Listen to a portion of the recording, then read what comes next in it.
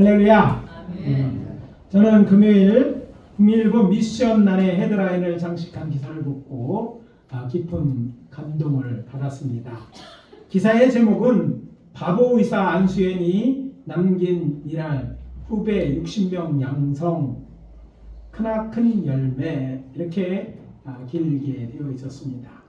내용은 1번 외과 전공인 하예림란 씨라는 분은 목회자의 자녀로 학비와 생활비를 감당하기 어려운 상황에서 의사의 꿈을 잃지 않고 전공의 과정을 밟을 수 있게 된 것은 한국 누가회에서 지급하는 안수연 장학회의 장학금을 2차례 수령할 수 있었기 때문이라는 것입니다.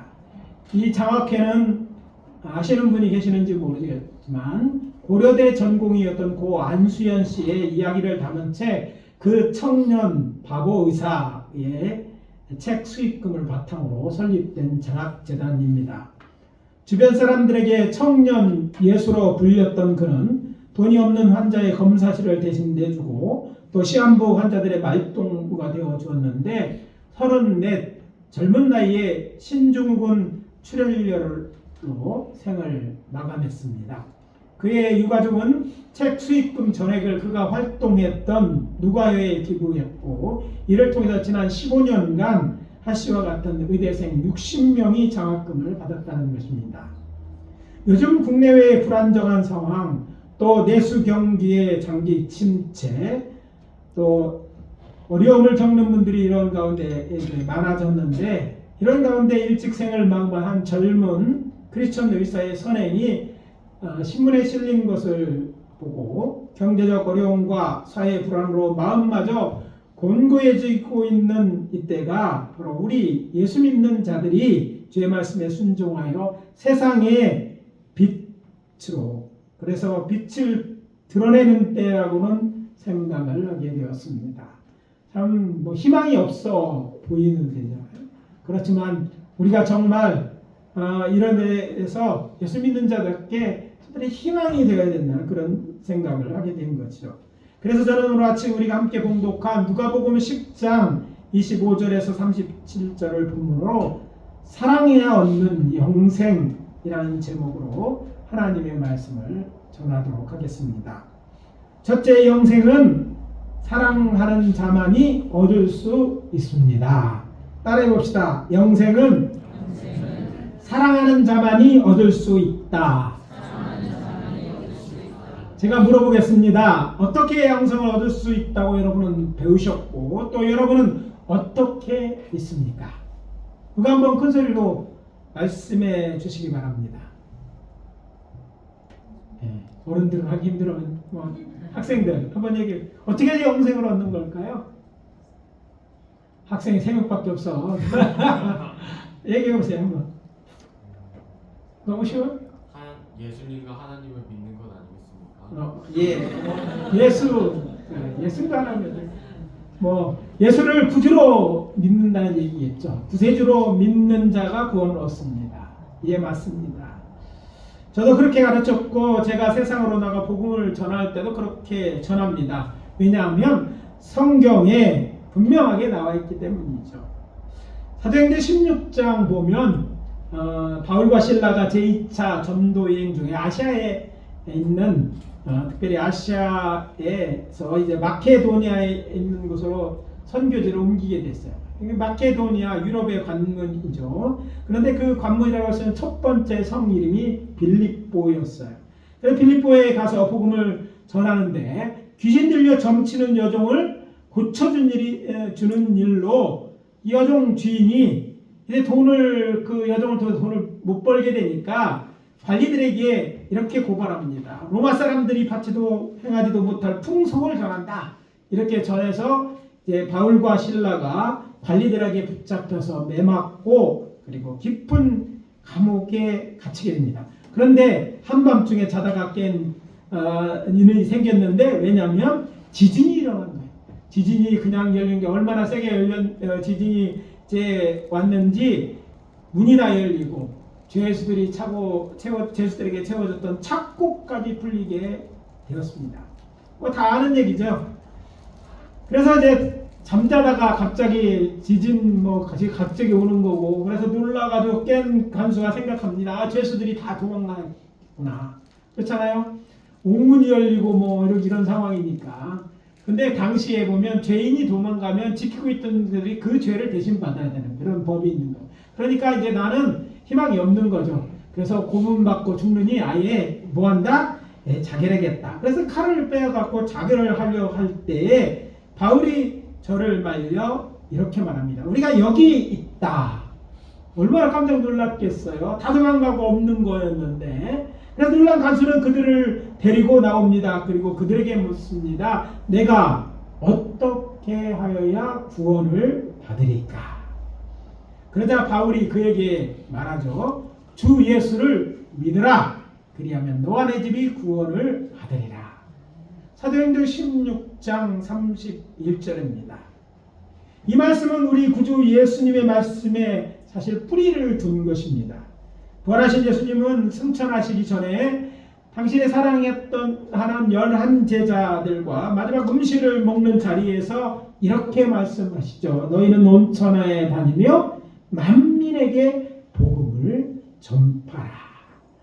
하신 후에 또 이렇게 말씀하십니다. 믿고 세례를 받는 사람은 구원을 얻을 것이요 믿지 않는 사람은 정죄를 받으리라. 마가복음 16장 16절입니다. 그렇습니다. 우리는 예수 그리스도를 나의 주로, 나의 구주로 믿음으로 구원을 곧 영생을 얻는 것입니다. 그런데 그렇다고 해서 여러분 알아야 될 것은 이것이 전부인가 아닐까요? 구원은 영생, 곧 영생을 얻는 믿음에, 구원 얻는, 영생 얻는 믿음에 대해 우리가 이제 오해해서 안 되는 것이 있는데, 예수님 말씀하신 이 믿음은 결코 예수를 구주로 하는 지식을 말하지 않는다는 거예요. 그렇다고 해서 또 믿음으로 구원을 받으니까 행함이 필요 없다는 얘기도 아닌 거예요. 그렇게 생각할 수도 있어요. 믿으면 구원은, 믿어? 나 믿는데 생각 구원을 얻을 것 같이 생각되고, 야, 믿음으로 구원에 무슨 행함이 필요했냐? 또 종종 그렇잖아요. 우리는 천주교처럼 행함을 강조하지 않는다. 우리는 믿음만 있으면 된다고 생각하고 또 그렇게 알고 있어요. 자, 그럼에도 불구하고 이런 지식만으로는 구원을 받지 못하는 이유가 있습니다. 그 신뢰가 되는 성경 말씀은요. 다시 사도 바울의 얘기로 돌아가서 빌립보에게서 일어난 귀신 들려 점치는 여종을 고쳐주는 계기가 된 것이, 그녀가 바울의 일행을 따라와서 이 사람들은 지극히 높은 하나님의 종으로 구원의 길을 너희에게 전하는 자다 하고 말하는 것을 보게 됩니다. 자, 그가 바울과 시라를 본 적이 없어요. 그런데 나타났는데 그렇게 얘기했던 건 누가 가르쳐줬을까요? 귀신이 가르쳐줬어요. 귀신이 이 사람들은 구원의 길을 가르쳐주는 자라고 가르쳐주니까, 점치는 그 사람이 귀신 들려 점치는 여인이었기 때문에 이거를 막 동네방네 사람들에게 한 번만 만날 때마다 이 얘기를 하는 거예요. 왜 그랬을까요? 귀신이 가르쳐줬고 귀신이 진짜라고 믿었기 때문이죠. 사실 그는 진짜 귀신 들려서 점치는 귀신이었어요. 그래서 귀신이 떠나가자 그는 더 이상 점을 칠 수가 없었고, 그래서 고발당한 것을 볼 때 그렇습니다. 근데 귀신같이 그들은 하나님의 사람으로 복음을 전하는 걸 알아본 것입니다. 이것을 보면 간수가 내가 어떻게 구원을 받으리까 라고 물은 이유가 이렇게 물은 이유가 바로 이 여인의 말에서부터 비롯된 것을 알 수 있어요. 지금 이야기하고 싶은 그런 내용이 아니라 정말 구원받았다고 알고 있다고 해도 그것이 곧 알고 있는 지식만으로 구원을 얻는다는 것은 성경 말씀의 깊은 의미에서 성경 말씀과 다르다는 것이에요. 보통 사람들이 놓치기 쉬운, 아니 정말 구원받기 원하는 사람들이 알아야 하는 영적 비밀이 있습니다. 그것은 구원을 위해 필요한 믿음, 다른 말로 이야기한다면 유효한 믿음은 산 믿음이어야 됩니다. 산 믿음. 엄밀히 말하면 행동이 동반된 믿음, 곧 행동이 포함된 믿음이에요. 산 믿음에 대해 언급한 사람은 예수의 친동생으로서 초대 예루살렘 교회 감독이었던 야고보입니다. 야고보는 그의 책 야고보서에서 그는 이 믿음에 대해 말합니다. 야고보서 2장 14절 이야기하는데 그런 질문으로 시작하고 있어요. 내 형제들아, 만일 사람이 믿음이 있노라 하고 행함이 없으면 무슨 유익이 있으리요? 그 믿음이 능히 자기를 구원하겠느냐? 굉장히 중요해요. 우리가 생각할 때 믿음만 있으면 된다고 이야기하고 그렇게 배웠어요. 그런데 여기 분명하게 행함이 없으면 무슨 유익이 있느냐? 행함이 없는 그런 믿음은 왜? 유효하지 않다. 정말 구원 얻을 만한 믿음이 아니라는 얘기를 하고 있는 거예요. 그리고 이어지는 17절과 26절에 반복해서 말하는데 먼저 17절 행함이 없는 믿음이 그 자체가 죽은 것이라. 자, 믿음은 믿음인데 행함이 없다면 그 믿음은 죽은 믿음이라는 얘기를 하고 있습니다. 이후에 26절에 한 번 더 얘기합니다. 영혼 없는 몸이 죽은 것 같이 행함 없는 믿음은 죽은 것입니다. 죽은 믿음이기 때문에 그 사람을 살리지 못한다는 얘기를 하고 있는 거예요.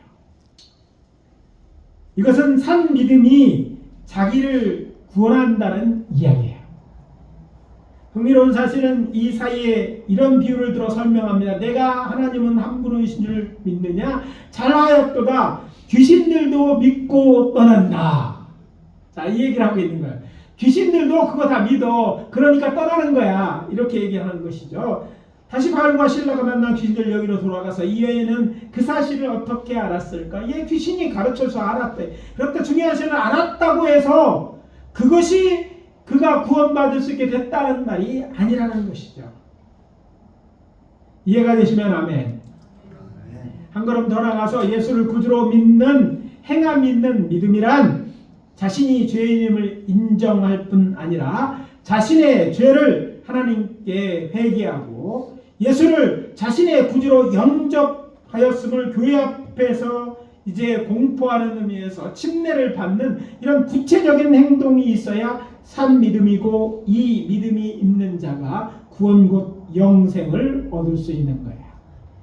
그래서 우리가 믿으면 누군가 예수를 믿느냐 믿게 되었으면 참 잘한 일인데 그걸 끝이 아니에요. 그게 진짜인 거를 위해서는 먼저 그 얘기를 들었으니까 내가 죄인됨을 인정. 그 죄인을 용서받기 위해서 회개해야 되는 거예요. 그래서 주님의 회개함을 받았다면 또 나가서 어떻게 해요? 침례받으러 내가 이제 예수와 함께 죽었고 예수와 함께 살을 고백하는 이것들이 있을 때만이 제가 진정한 구원받을 수 있다는 거예요. 물론 그 믿음이 진짜일 수 있어요. 그러나 우리가 확인할 수 있는 건 아니잖아. 하나님만 아시는데 우리가 알 수 있는 일이 없는 게 아니라 그런 행위를 통해서 우리는 교회는 이 사람이 정말 믿음이 있다고 인정하는 거예요. 전도하다 보면요, 나 하나님 믿는 사람 믿는다고 하는 사람 참 많이 발견합니다. 그런데 교회는 안 나가요. 그리고 그냥 내 마음에 믿는다는 거예요. 내 마음에 믿을 수 있죠. 하나님이 계시는 거 믿을 수 있습니다. 들은 대로 구원자라는 것도 믿을 수 있어요. 메리 크리스마스 성탄절이 기쁘다 구주 오셨는지 다 알 수 있다는 거예요. 그렇다고 그것을 안다고 그 사람이 구원받았다고 생각하는 것은 착각이라는 거죠. 착각은 자유? 문제는 구원받지 못한다면 영생을 잃어버리는 거예요. 이게 심각한 문제입니다. 그런데 여기까지 아는 것만도 정말 중요한데 여기까지만 믿고 그렇게 행동하고 깨달은 것으로 충분하지 않다는 얘기를 하고 있는 것입니다. 그래서 오늘 본문이 중요한 거예요. 즉 오늘 본문은 그런 믿음에 대해 도전하고 있다는 거예요. 야고보는 구원을 위해 필요한 믿음은 행함 있는 믿음으로 합해서는 믿음의 행위 이런 것들이 있어야 된다라고 얘기하고 있어요. 그러나 그 믿음의 행위가 전부가 아니라고 오늘 본문이 이야기하고 있다는 것이죠. 아마도 많은 분들이 이제까지 그렇게 배웠고 그렇게 알고 있을 것입니다. 그렇지만 성경은 이제 배우고 알았던 구원을 위해 필요한 행함인 믿음의 기초 곧 터 같은 것으로 이런 것들은 중요해요. 그렇지만 이것이 행함인 믿음의 전부가 아니라고 이야기하고 있다는 거예요.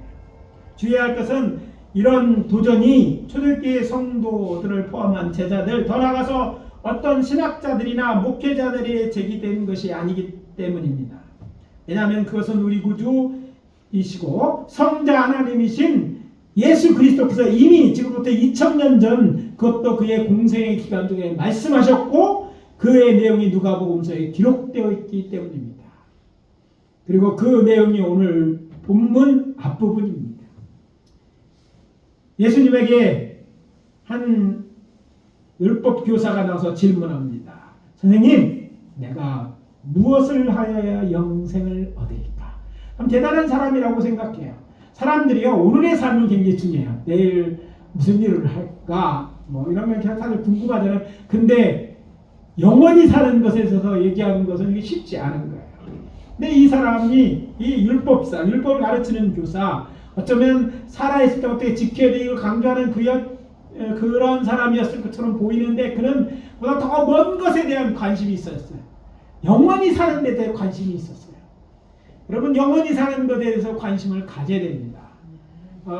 저도 어렸을 때는요, 제 나이가 될 때까지 이건 굉장히 먼 그 일이라고 아니, 저 때까지 살을 쓸 수 있을까 생각한 적도 있어요. 근데 제가 와서 보니까 금방 지나갔더라고요. 나이별로 이제 세월이 가는 속도가 다르다고.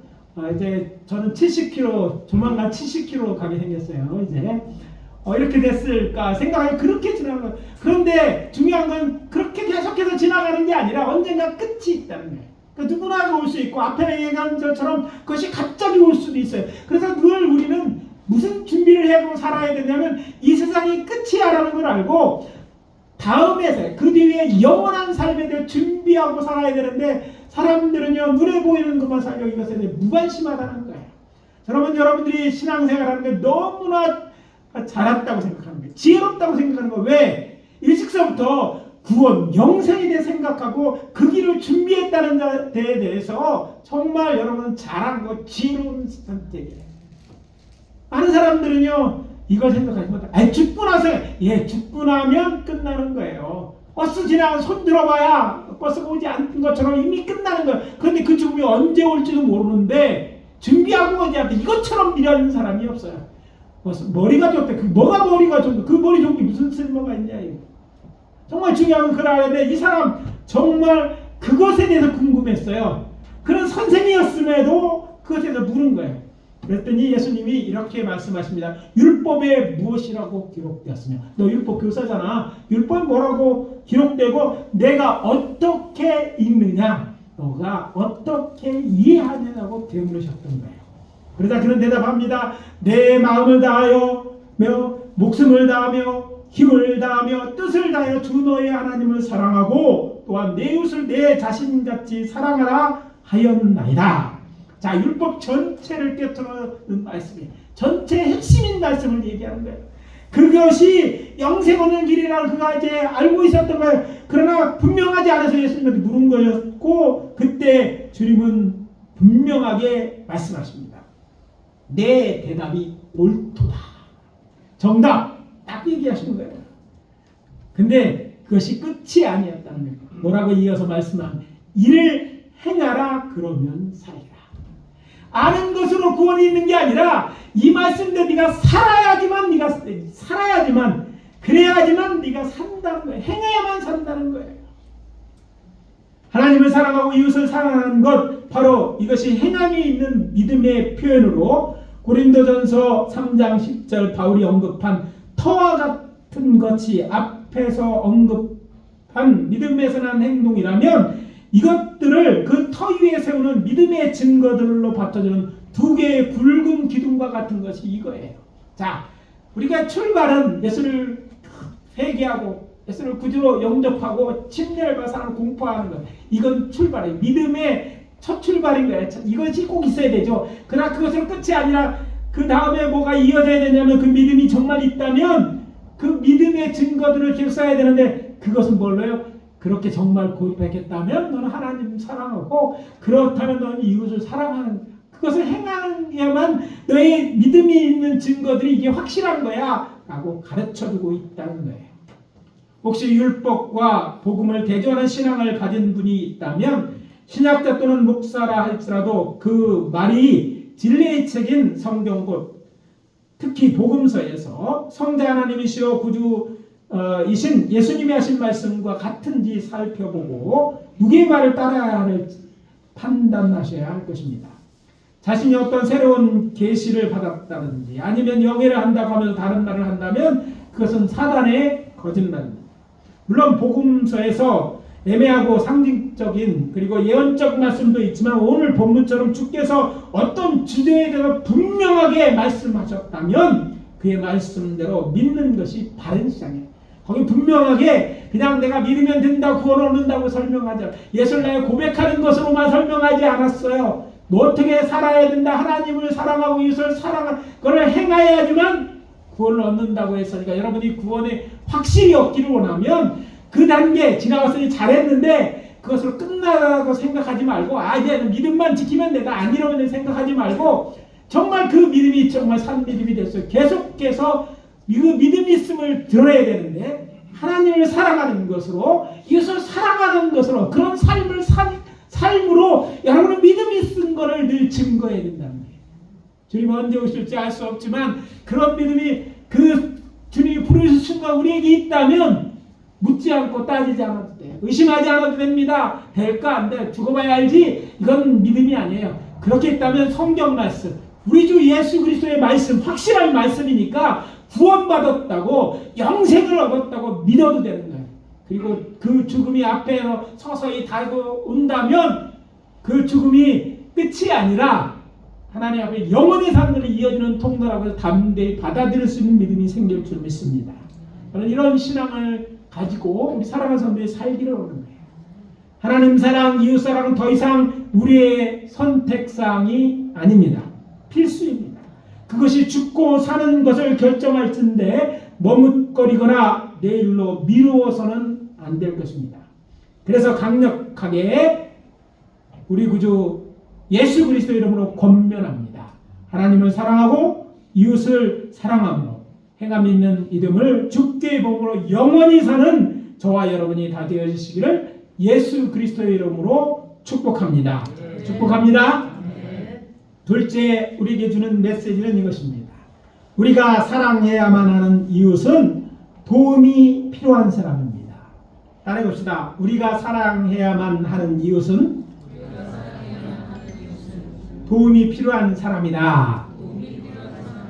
다시 본문으로 돌아가서 예수님은 자신에게 내 이웃이 누구냐고 묻는 율법사에게 즉답을 피하시면서 우리에게 선한 사마리아인의 비유로 알려진 이야기를 하셨습니다.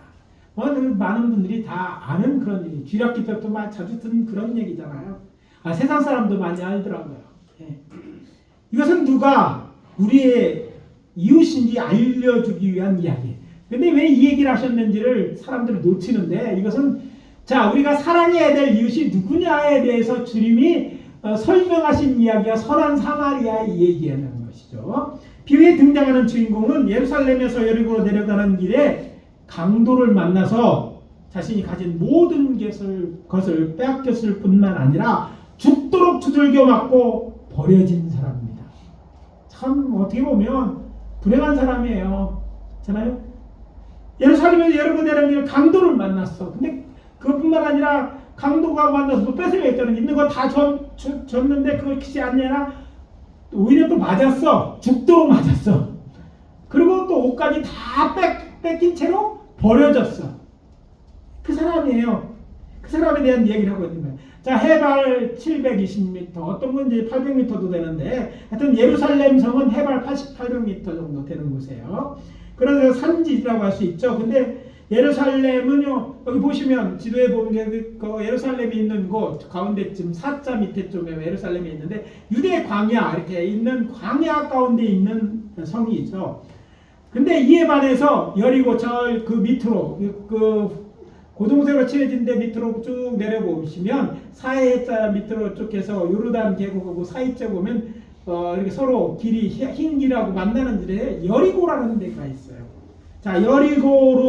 여리고가 있는데 여리고까지는요 27km가 떨어져 있는 곳입니다.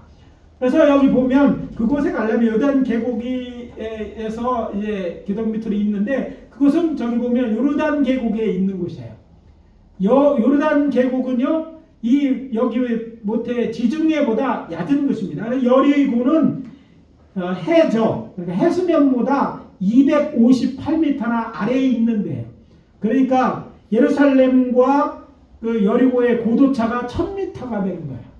그러니까 1000m가 되는 그 길을 내려가 거꾸로 여리고서부터 올라온다 얼마나 힘들겠어. 1000m 산을 올라와야 되는 거야. 그런데 여기 지금 이 사람은 내려가다가 항도를 만났잖아요. 성인 남자가 걸어서 가려면 보통 8시간은 좁게 걸리는 길이에요.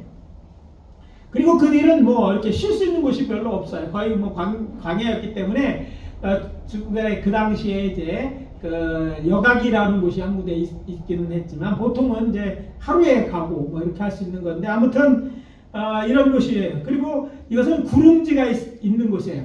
높은 산지에 해저부터 1000m로 내려가는데 이쪽 그 요르단 계곡 쪽으로 계곡이 발달되어 있기 때문에 그 계곡을 이렇게 건너가기 때문에 높아졌다 낮았다 구릉지대 사이로 이렇게 걸어가야 되는 것이죠. 자, 올라갔다 내려갔다는 거 얼마나 힘들겠어요. 그리고 마지막에 저기 이제 흰길이 겹치는 여리고까지 오면 거기에 와드켈테라는 그 비가 오면 흐르는 시내가 있는데 그 옆으로 난 길, 좁은 길을 타고 내려가는 가파르고 힘든 길입니다.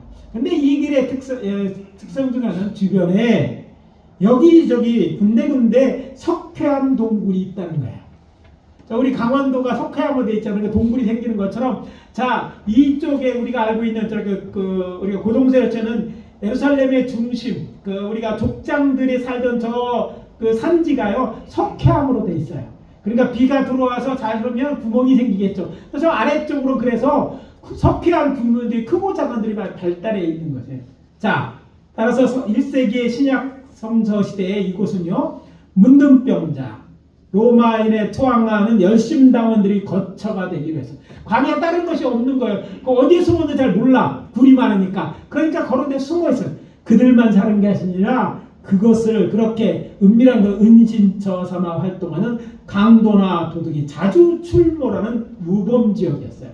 그래서 때문에 이 길을 지나는 사람들은 안전을 위해 마치 캐러반처럼 무리를 지어 다니는 곳이었습니다. 예수님이 12살 때 내려갈 때도 무리를 지어서 가는 거예요. 그래서 앞에 건강한 사람, 청년들, 뒤에 또 보호하는 청년들, 그 사이에 어린아이 놓고 이렇게 지나가는 거예요. 앞에 뒤에서 공격하지 못하는. 그렇게 해서 한꺼번에 쭉 같이 올라갔다 한꺼번에 내려오는 거예요. 그래서 좀만 12살이 넘게 되면요, 성인으로 생각했기 때문에 그 12살이 넘으면 이제 앞에서든지 옆에 형들이나 어른들하고 같이 되는 거예요. 그래서 예수님의 일행이 갈 때도 잃어버린지 모르는 이유가 바로 그런 거예요. 앞에 가거나 뒤에 가거나 한 무리로 쭉쭉 내려갔는데 예수님은 12살이 이제 됐잖아요. 그러니까 12살이 되니까 앞에나 뒤에 이제 속해서 따로 갔던 거예요. 근데 여리고에 도착해 보니까 아이가 없는 거예요. 뭐 앞에서 가든지 뒤에서 왔지 생각했는데 없어서 다시 예루살렘으로 돌아갔다는 그런 얘기가 있는 것처럼 그런 곳이었어요. 그런데 흥미로운 것은요, 이곳은 그런 곳일 뿐만 아니라 당시에 이제 이 사람이 어떻게 상태로 발견되었느냐면 거의 적을 정도로 매맞고 벗겨진 채로 옷이 다 벗겨진 채로 이제 발견되었다는 거예요. 근데 당시 청중들에게 그것은 무엇을 의미했냐면 그가 어리석게도 반항했으며 신원 확인이 불가능한 상태에 놓였음을 말해줍니다. 무슨 얘기냐면 이걸 그냥 보면 모르지만 당시 상황은 그렇다는 거예요. 자, 과거 중동쯤의 강도들은요 아주 신사적에서 순수하게 돈을 놓거나 물건을 내놓고 가면 사람은 때리지 않았어요. 일반적으로. 근데 이 사람이 죽도록 두들겨 맞았다는 건 무슨 뜻입니까? 안 뺏기려고 대항해 싸우다가 이제 괘씸하니까 뭐예요? 두들겨 패갖고 죽도록 두들겨 패놨다는 거예요. 그 다음에 도둑들이 뭐까냐면 안 빼려고 하니까 그가 안 못 빼놓고 다 뺏어가지고 간 거예요. 그리고 다 이렇게 몸에 아무것도 걸치지 못한 상태로 그가 이제 상태에 있었다는 것은요, 무엇을 또 말해주냐면 당시의 옷은 그 사람이 정체성을 말해주는 거예요. 그가 유대인인지 아니면 이방인지 사마리아인지 또 그리고 그가 어떤 신분에 있는 사람들을 가르쳐주는 도구였어요. 옷 입는 거 보면 이건 사마리아 사람이구나. 이 사람은 제사장이네. 이 사람은 뭐 알 수 있었는데, 그러니까 이 사람은 뭐 그 사람이 어떤 사람인지 도저히 알 수 없는 거 다 벗겨졌으니까 그런 상태의 노예였음을 의미합니다. 근데 이야기에서 놓치지 말아야 할 것이 있습니다. 이것이 실제 일어난 사건이 아니라 예수님이 하신 비유의 말씀이기에 모든 것에는 예수님의 의도가 숨겨져 있다는 거예요. 아무튼 그 길로 내려가는 사람이 이제 마침 있었어요. 근데 그 사람이 예수님의 비유의 제사장이었고, 또 이어 레위인이 지나갔지만 저들은 그를 보고 피하여 지나갑니다. 그렇지만 그 뒤에 어떤 한 사마리아인이 지나가는데 이 사마리아는 달랐다고 말합니다. 그는 그를 불쌍히 여겨 가까이 가서 응급처치를 한 후에 주막으로 내려가서 돌봐줍니다. 그리고 2데나리온, 당시 하루 숙박비가 12분의 1 데나리온이었어요. 그러니까 이 사람을 치료해달라고, 이 사람 모르는 사람 치료해달라고 자기가 응급처치한 것뿐만 아니라 24일치 거의 한 달치 숙박비를 미리 선불해 주는 거예요. 그러면서 뭐라고 얘기하고 갔다고요? 비용이 모자라면 내가 돌아올 때 갚아주겠다. 그러니까 완전히 정할 때는 곧 치료해달라고 이렇게까지 이야기해 준 거예요. 예수님께서는 자신에게 질문한 율법교사에게 묻습니다. 내 생각에는 이 세 사람 중에 누가 강도 만난 자의 이웃이 되겠느냐? 그가 대답합니다. 자비를 베푼 자이다. 그러자 예수님 말씀하십니다. 가서 너도 이와 같이 하라. 아무도 이 이야기는 청중들을 경악시키기에 충분했을 것입니다. 그도 그럴 것이 구전율법의 최고의 강령이 위급상황에서 사람의 생명을 살리는 것이 613가지 성문율법을 문짝으로 지키는 것보다 우선한다는 법이 있었어요. 구전율법에. 피그아의 네피시라는 법인데 생명 보존과 유지의 법칙이에요. 구전이 율법에 나오지 않으면 구전율법이 있어요. 그래서 정말 위기에 처했다면 생명을 구하는 건 그 법을 어겨도 된다는 그런 구전율법이 있었어요. 근데 그런 것을 가르치는 사람 누구예요? 제사장 레위인들이었어요. 그것을 너무나 잘 알고 있는 사람에도 불구하고 그들은 피하여 갔는데 1세기 유대인들에게 사마리아라는 칭호가 욕설로 통할 정도로 그들을 혐오하는 사마리아인이 강도 만난 자의 진정한 이웃이라니 이것은 충격 그 자체였을 것입니다. 그렇다면 이야기가 오늘 우리를 향해 주는 메시지가 무엇입니까? 예수님이 말씀하신 것처럼 영생을 얻기 위한 이웃사랑의 대상은 우리가 이웃이라고 생각하는 사람이 아닐 수 있다는 거예요. 우리 동네에 같이 살기 때문에 뭐 부모, 형제나 친구 이건 당연하지만 근데 그냥 이웃, 그냥 이런 우리 같이 살고 있기 때문에 아니 한국 사람, 아니 기독교인이 아니라는 것이죠. 단지 어떤 그런 특정한 사람이 아니라 단지 우리의 도움이 필요한 그 사람이 민족과 언어 이런 거 다 상관없이 바로 그 사람이라는 거예요. 먹지 못해 배가 고픈 사람, 병에 걸려 고통을 당하는 사람, 소외된 사람, 누군가 도움이 필요한 사람 우리 주변에 있거나 우리가 그런 사람을 만났다면 우리는 오늘 예수의 말씀을 기억하고 저들을 향해 도움의 손을 내밀어야 한다는 거예요. 다른 이유가 있나요? 우리가 하나님의 사람이기 때문이에요. 저들이 우리가 궁일이 여기고 불쌍히 여겨야 하는 사랑하는 이웃이기 때문에 그런 사람을 사랑하라고 지금 얘기하고 있는 것이기 때문에 우리가 진정한 그리스도인이라면 사랑을 아니 우리의 믿음의 선진들이 이 일을 했어요. 그래서 기독교인이 가는 곳마다 그들을 핍박하고 죽일지라도 그들이 그곳에서 뿌리를 내릴 수 있었던 것, 그들이 마음을 열 수 있거든 그 사랑에 젖은 거예요. 예수가 우리의 죄를 위하여 대신 죽으셨을 뿐 아니라 그 예수의 가르침이 바로 이런 일을 사랑하라는 거기 때문에 그런 어려운 형편 속에서 그들은 왜 자신의 것을 내어주고 그들을 위해 헌신하고 누구가 시켜서가 아니라 그 주님의 말씀에 순종한 그 사랑을 깨달은데 사랑의 빚진 자이기 때문에 그렇게 이웃을 불쌍히 여겼기 때문에 그들이 마음을 열고 그들이 복음을 받아들였던 것입니다.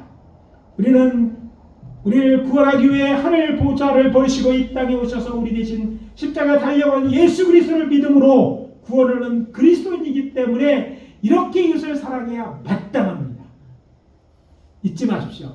우리는 이 하나님의 사랑에 빚진 자들입니다. 우리에게 복음을 전해준 사람, 우리에게 정말 교회를 갈 수 있던 사람들, 우리가 어렸을 때 도와준 사람, 그런 사람들이 아니었어요. 아무도 나를 관심 가져준 사람이 아니었습니까? 아무나 조건 없이 내게 선을 해야 될 그 사람이 아니었습니까? 아니, 그것으로 충분합니다. 그것을 받았다면 우리도 그리스도의 사랑이 있는데 우리에게 만나는 그 사람들에게 이 사랑을 베풀 때 이것이 영생 얻는 길이요, 이것이 마땅히 해야 될 이웃 사랑이라는 것입니다. 이제 오늘 말씀 마무리합니다. 우리 구주 예수님이 말씀하십니다. 영생은 사랑해야 얻을 수 있습니다. 하나님을 사랑하고 이웃을 사랑하라. 그리고 우리의 도움이 필요한 모든 사람이 우리가 사랑해야 할 이웃임을 기억하고 저들을 사랑하여 선한 사마리아인처럼 자비를 베푸는 저와 여러분 다 되어주시기를 예수 그리스도의 이름으로 축복합니다. 축복합니다. 기도합니다. 아버지 하나님, 주의 은혜와 사랑을 감사합니다. 오늘 말씀에 대해서 우리의 믿음, 또 영생을 얻을 만 믿음에 대해 도전하시니 감사합니다. 사랑에 얻는 영생임을 우리 다시 한번 깨닫습니다. 우리의 믿음은 바로 이런 것으로 증명되어짐을 들었사오니 사랑하는 자 되게 하시되 하나님을 더욱 사랑하는 저희들이 되게 하시고 또 이웃을 사랑하되 선한 사마리아인처럼 사랑함으로 정말 사랑의 빚진 자로서 사랑의 빚을 갚으며 살아가는 저희들 되어줄 수 있도록 도와주시옵소서. 더 많이 우리가 먼저 사랑하기 원합니다. 힘을 주시옵소서. 필요한 저들을 도울 수 있는 능력도 주십시오. 건강도 주시옵소서. 아버지 하나님, 그래서 사랑하는 자, 사랑해서 주의 영광을 듣는 자, 그래서 사람을 얻고 또 아버지 하나님 각각된 우리의 생명도 구원하는 귀한 아버지 하나님이여 이 복음 들었사오니 그 복음대로 사는 저희들 되게 도와 주시옵소서. 예수 그리스도의 이름으로 기도합니다. 아멘.